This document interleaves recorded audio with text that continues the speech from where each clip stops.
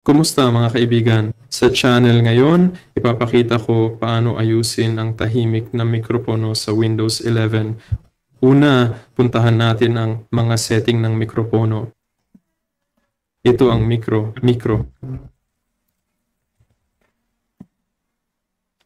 Ayan.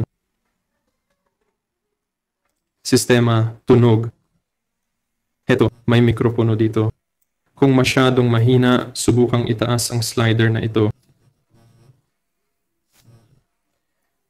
Kung hindi pa rin gumagana,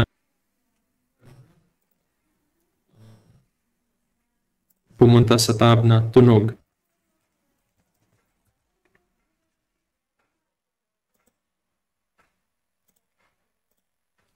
I-right-click ang mga setting ng tunog.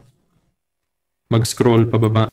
Dagdag na settings pag-record. Ito ang ating mikropono.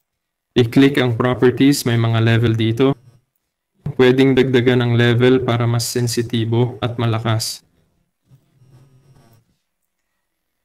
Kung hindi pa rin, subukang magpalit ng format dito. Kung wala pa ring epekto, i-update ang driver ng mikropono. Gawin ito sa Start, Device Manager.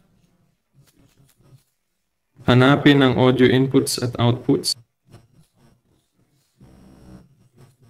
Hanapin mikropono, i-click Update Driver, piliin sa listahan, i-install, i-restart.